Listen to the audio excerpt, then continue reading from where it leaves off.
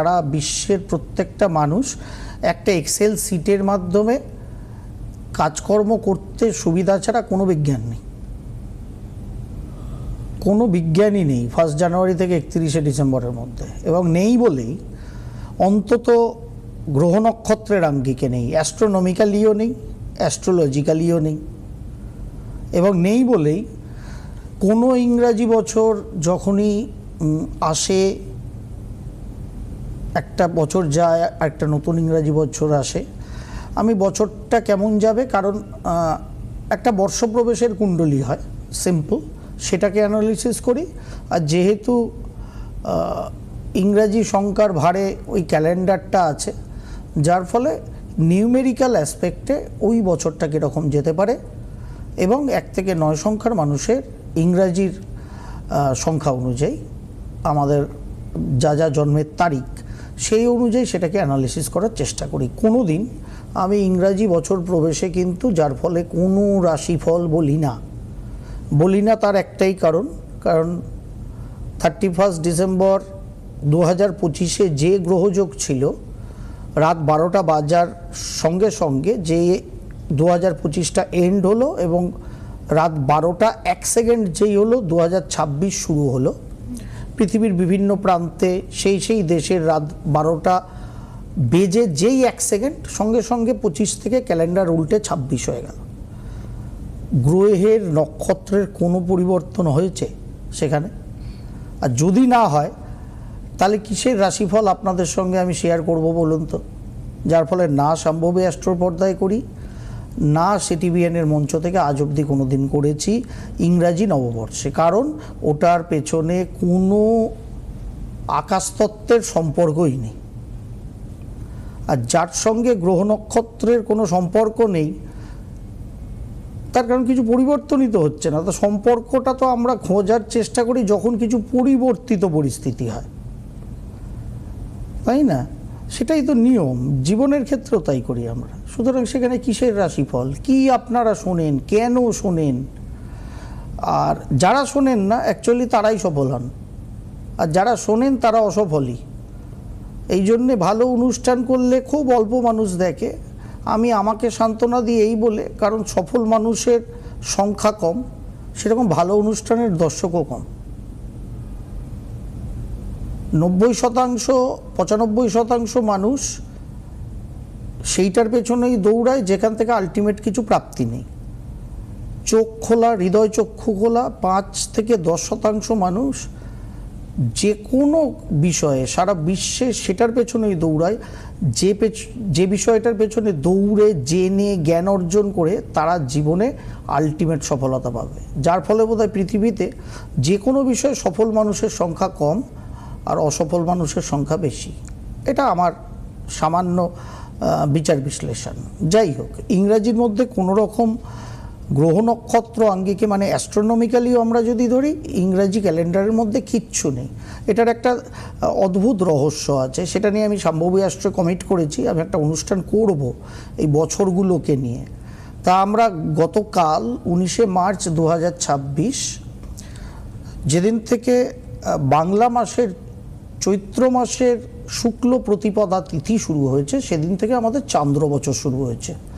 18ই March সম্ভবী অ্যাস্ট্রোয় নতুন চান্দ্র বছর নিয়ে অনুষ্ঠান অলরেডি আপলোডেড, কয়েক হাজার মানুষ শুনেও ফেলেছেন, দেখেও ফেলেছেন।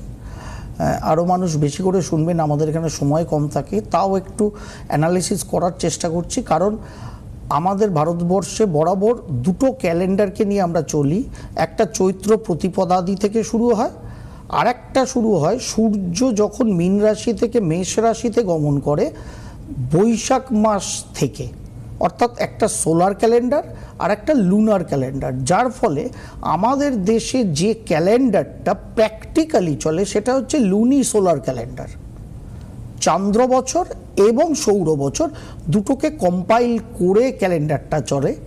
সেই অনুযায়ী সৌর বছরে যেহেতু 365 দিন হয়, কিন্তু প্রায় 6 ঘন্টা করে করে সময় থাকে না, সেই জন্য একটা বছর ইংরাজি ক্যালেন্ডারে লিপ ইয়ার যোগ করা হয়। দেখেছি এটা আমরা, ফেব্রুয়ারি মাসে সেটা যোগ হয়, যেহেতু ফেব্রুয়ারির দিনের সংখ্যাটা কম, সেই জন্য ওখানে যোগ হয়। ওটা যদি ফেব্রুয়ারির জায়গায় অন্য মাসে যোগ হতো তাহলে সেখানেই কম থাকতো, তাহলে সেখানেই হয়তো যোগ হতো। যাই হোক, কিন্তু হয় প্র্যাকটিক্যালি এই কারণে।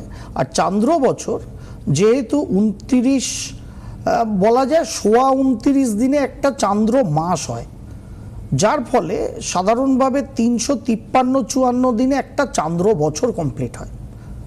কিন্তু একটা সম্পূর্ণ বছর আমরা জানি সৌর বছর ধরলে 365, সেখানে মোটামুটিভাবে 8 থেকে 9 দিনের একটা গ্যাপ থাকে, যার ফলে প্রত্যেক 3 মাস অন্তর এই লুনার ক্যালেন্ডারের সঙ্গে সোলার ক্যালেন্ডারকে অ্যালাইন করার জন্য বাংলা এই যে চান্দ্র বছর, মানে আমাদের যে চান্দ্র বছর মেনটেন করি, এটার সঙ্গে একটা অধিক মাস অ্যাড করা হয়। অধিক মাসটা নিশ্চয়ই আপনাদের কাছে বহুশ্রুত।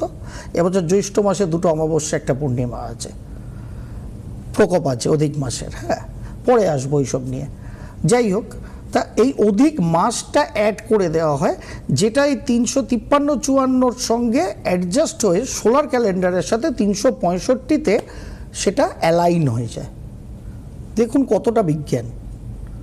আমরা এই যে চান্দ্র বছরে গত কাল থেকে ঢুকলাম, এটা 2083 বিক্রম সংবাদ, 2083, বুঝেছেন? আমরা ওই যীশুখ্রিস্ট জন্মেছিল কি জন্মায়নি, কবে জন্মেছিল যীশুখ্রিস্ট এটাও কিন্তু বলতে পারবেন না খ্রিস্টানরা। অ্যাকচুয়াল 25শে ডিসেম্বর আমরা যদি ধরেও নিই, কোন সালটা কি, তারা এডি আর বিসি, পরে এসিই আর বিসিই বলে পাট চুকিয়ে দেয়। বিজ্ঞান ভিত্তি যাদের আছে, যারা বিজ্ঞানের কথা বলেন, সর্বদা যুক্তির কথা বলেন, তারা কোনোদিন প্রশ্ন করেছেন তাদের অ্যাকচুয়াল ইয়ার অফ বার্থ কি জেসাসের? করতে পারবেন না, কারণ ক্ষমতা নেই, সেই সাহস নেই। আমরা যেরকম রাজ্যে বেশি কথা বলতে পারি না, আমাদের সাহস নেই, লোকে বলে, আমার আছে, আমি বলেই এসছি, রোজই বলবো কিছু দেখলেই। কিন্তু সেই শিক্ষিত অতিবিজ্ঞানী মানুষদের সাহসই নেই বলার। যাই হোক, সেটা কোনো আমাদের প্রসঙ্গ না। প্রসঙ্গটা যেটা, যে চান্দ্র বছর গতকাল থেকে শুরু হয়েছে আমাদের ভারতবর্ষ সাপেক্ষে 6:53 শুরু হয়েছে। এই চান্দ্র বছরটার এবছরে প্রত্যেক বছরের একটা বর্ষাধিপতি থাকে, মানে অধিপতি থাকে। তা এই বছরে চান্দ্র বছরের অধিপতি হচ্ছেন বৃহস্পতিদেব এবং মন্ত্রী হচ্ছেন মঙ্গলদেব। ইংরাজি বছর হিসেবে 2026টা ধরলে দেখুন সানের ইয়ার চলছে, এটা এক সংখ্যার বছর, মানে সানের ইয়ার, রুল করছে সান, ইংরাজিতে রুল করছে সান। আর চান্দ্র বছরে মূল বর্ষাধিপতি হচ্ছেন বৃহস্পতি এবং মন্ত্রী হচ্ছে, তাকে যে সহযোগিতা করবেন তিনি হচ্ছেন মঙ্গলদেব। বৃহস্পতিদেব সাধারণত বর্ষাধিপতি হলে বলা হয় প্রচুর পরিমাণে বৃষ্টি হয়, ভূমি শস্য শ্যামলা হয়, কৃষক এবং কৃষিজীবী মানুষের খুব ভালো হয়। সেটা এবছর আমরা এক্সপেক্ট করতে পারি। এবং টোটাল হরোস্কোপটা আমি ফেলেই রেখেছি ল্যাপটপে আগের থেকেই, প্রোগ্রাম শুরুর আগের থেকেই। মীন লগ্ন, মীন রাশি, লগ্নে রবি, শুক্র, শনি নিয়ে এবছর চান্দ্র বছর প্রবেশ হচ্ছে ভারতবর্ষ সাপেক্ষে। চতুর্থে বৃহস্পতি, ষষ্ঠে কেতু, দ্বাদশে বুধ, মঙ্গল।